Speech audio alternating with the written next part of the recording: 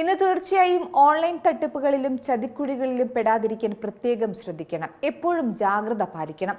വ്യാജ സന്ദേശങ്ങളും ലിങ്കുകളും തിരിച്ചറിഞ്ഞ് സ്വയം സുരക്ഷിതരാകാൻ എപ്പോഴും ശ്രമിക്കണം.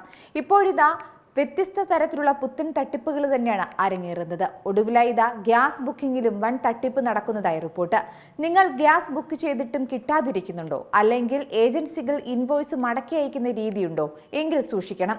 ഡെലിവറി ഒതന്റിഫിക്കേഷൻ കോഡ് നിലവിൽ വന്നെങ്കിലും പാചകവാതക വിതരണ തട്ടിപ്പ് പുത്തൻ പതിപ്പിലെത്തിയിരിക്കുന്നു. ഗ്യാസ് ബുക്കിംഗിൽ ഞെട്ടിക്കുന്ന വെളിപ്പെടുത്തലുമായി ഏജൻസി വിതരണക്കാർ രംഗത്ത്.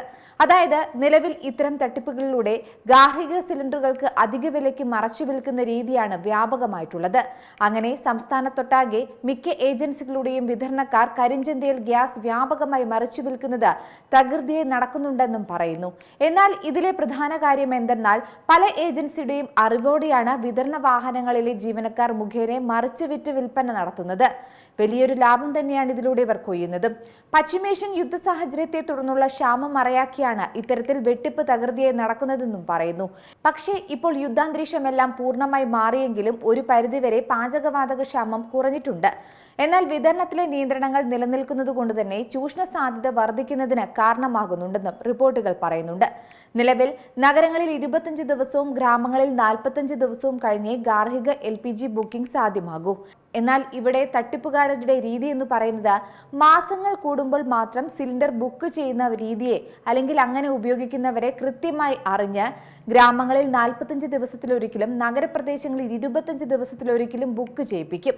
പിന്നീട് DAC നമ്പർ വാങ്ങി വിതരണക്കാർ സൂക്ഷിക്കും. ഇതോടെ ബുക്കിംഗ് മുൻഗണന പ്രകാരമുള്ള ദൈനംദിന ആവശ്യക്കാരുടെ എണ്ണം കൂടുതലും വിതരണത്തിന് ലഭ്യമായ സിലിണ്ടറുകളുടെ എണ്ണം കുറവുമായി രേഖപ്പെടുത്തുകയാണ്.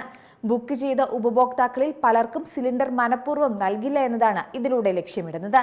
വിതരണ വാഹനം വൈകിട്ട് ഏജൻസിയിൽ തിരിച്ചെത്തിയ ശേഷം ഏതൊക്കെ ഉപഭോക്താക്കൾക്കുള്ള സിലിണ്ടറാണോ നൽകാതിരുന്നത് അവരുടെ ഇൻവോയ്സ് മടക്കി നൽകുന്നതാണ് തട്ടിപ്പുകാർ നടത്തുന്ന പ്രധാന രീതി.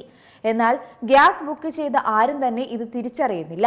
അതായത് ആ സമയത്ത് ഡെലിവറി ചെയ്യാൻ എത്തുന്ന പലരും ഗ്യാസ് സിലിണ്ടറുമായി എത്തിയപ്പോൾ സ്ഥലത്തില്ലായിരുന്നുവെന്ന് ഓൺലൈനിൽ രേഖപ്പെടുത്തും.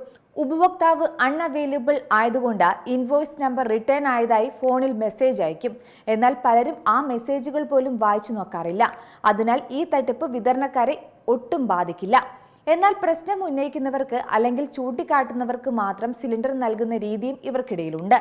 സിലിണ്ടർ ലഭിക്കാത്തവരെ കൊണ്ട് കമ്പ്യൂട്ടർ പ്രശ്നം, ഗ്യാസ് കമ്പനിയിലെ പ്രശ്നം, സിലിണ്ടർ വരവില്ല എന്നിങ്ങനെയൊക്കെ ന്യായങ്ങൾ നിരത്തി വീണ്ടും ബുക്ക് ചെയ്യിപ്പിക്കുന്ന രീതിയുമുണ്ട്. അങ്ങനെ ദിവസങ്ങൾക്ക് ശേഷം സിലിണ്ടർ നൽകുകയും ചെയ്യും. അങ്ങനെ പണം നേടുന്ന രീതിയും ഇവിടെ വ്യാപകമായുണ്ട്. ഇവരുടെ രീതികളെന്നും വ്യാപകമായി തുടരുന്നത് പരാതിയുണ്ടെങ്കിലും പരിഹാരമുണ്ടാകുന്നില്ലെന്നും റിപ്പോർട്ടുകളുണ്ട്. അതിനാൽ എല്ലാവരും ഗ്യാസ് ബുക്ക് ചെയ്താൽ ജാഗ്രതയോടെ കാര്യങ്ങൾ ശ്രദ്ധിച്ചു ചെയ്യുക. ഏറ്റവും പുതിയ വാർത്തകളും വിശേഷങ്ങളും വിരൽ തുമ്പിലറിയാൻ Zee മലയാളം ന്യൂസ് എല്ലാ ഡിജിറ്റൽ പ്ലാറ്റ്ഫോമുകളിലും ലഭ്യം.